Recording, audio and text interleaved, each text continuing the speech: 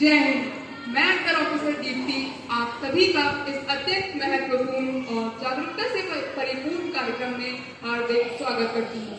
जिसमें मैं आपके समक्ष नशे के संदर्भ में अपने विचार प्रस्तुत करने और इस कार्यक्रम के संचालन करने के लिए उपस्थित हूँ, बल्कि अपने घर परिवार, दोस्तों, रिश्तेदारों एवं अपने समाज को भी देते हैं। नशे की लत को सजा इसलिए कहा गया है क्योंकि नशे के सेवन से हम न केवल अपने शारीरिक एवं मानसिक रूप से भी अपने आप को बीमार कर लेते हैं। नशे से हमें बहुत सी तकलीफें होती हैं, जैसे सांस लेने में दिक्कत होने लगती है, हमें धीरे धीरे डिप्रेशन में मनुष्य जाने लगता है, उसे नकारात्मक सोच हमेशा घिरे रहती है और तो और कैंसर जैसी गंभीर समस्या का भी सामना करना पड़ता है। इसी संदर्भ में जागरूकता बढ़ाने के लिए मैं एनसीसी कैडेट्स को मंच पर बुलाना चाहूंगी, जो एक लघु नाटक के माध्यम से हमें ये दिखाएंगे कि नशा कैसे एक व्यक्ति के जीवन को बर्बाद करता है और कैसे इन सबसे उसे बाहर निकाला जा सकता है।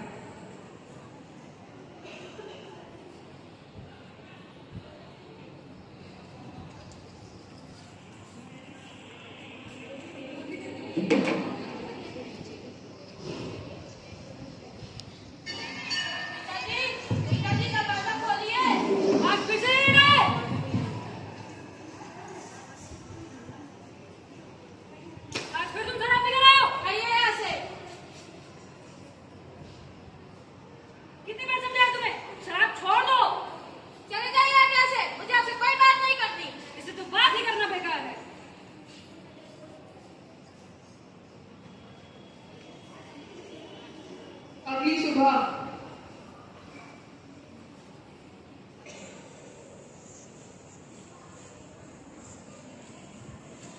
पिताजी चले जाओ यहाँ से, मुझे तुमसे कोई बात नहीं करनी। पिताजी मुझे माफ कर दीजिए। कल रात मैंने नशे में बहुत उल्टा सीधा बोल दिया था, जिसके लिए मुझे बहुत शर्मिंदगी महसूस हो रही है। मैं भी इस नशे की लत से छुटकारा पाना चाहता हूँ, पर मैं समझ सकता हूँ कि तुम किस परिस्थिति से गुजर रहे हो, इसलिए मैं आओ तुम्हें समझाता हूँ कि कैसे ये शराब हमारे जीवन को बर्बाद कर देता है। अब हम आपको ले चलते हैं नशे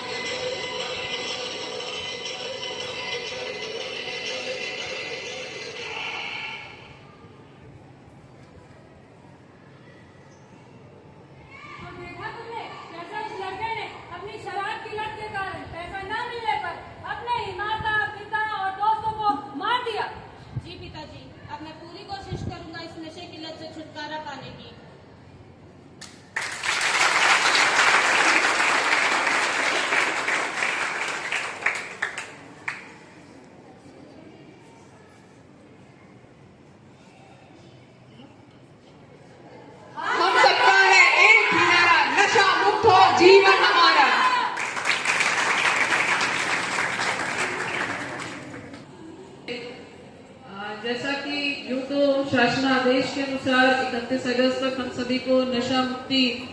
के संबंध में कुछ न कुछ कार्यक्रम आयोजित करना था महाविद्यालय स्तर पर।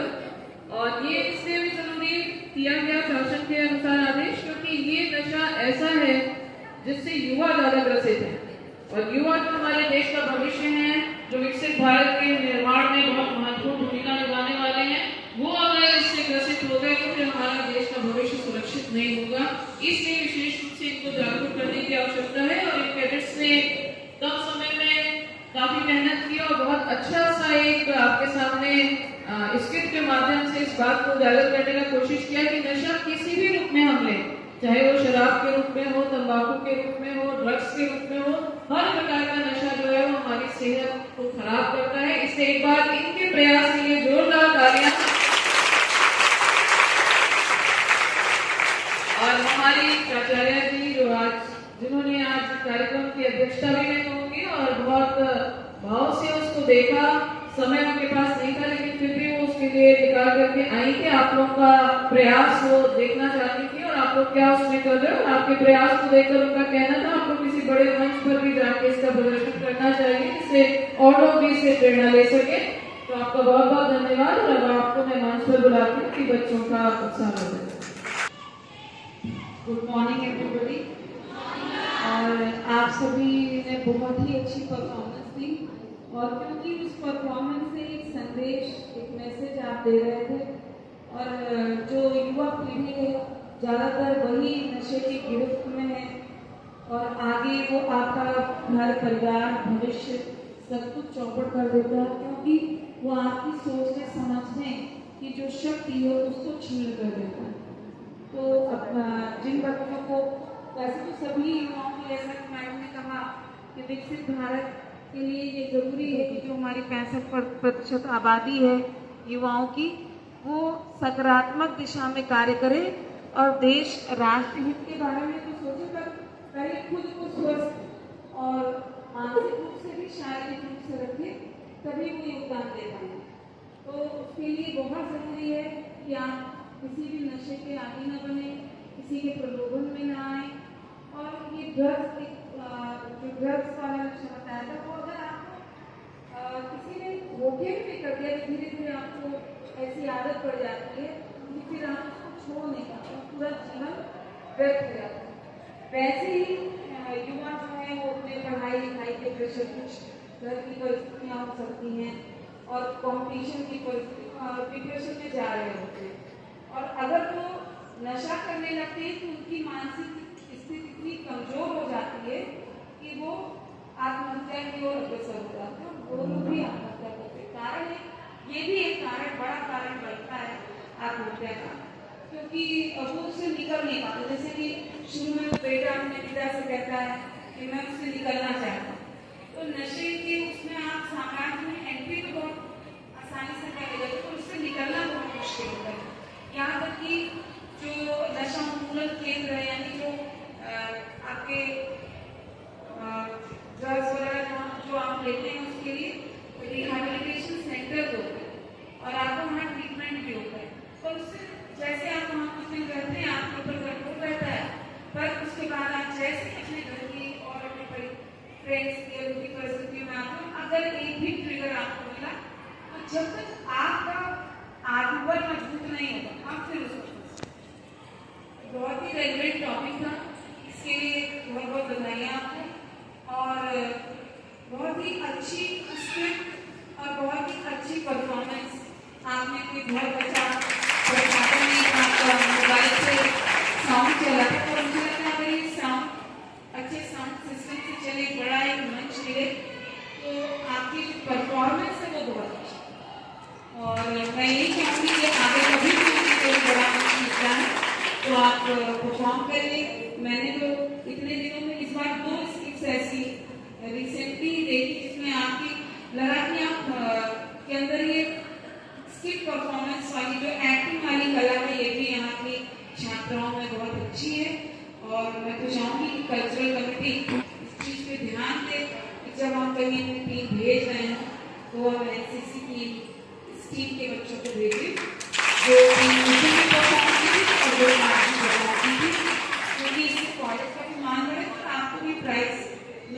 है तो कॉम्पिटिशन होगा तो प्राइज ले सकते हैं।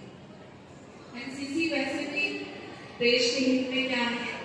उसके लिए कार्य करता है और देश हित के लिए बहुत बड़ी समस्या है, उस समस्या का समाधान करना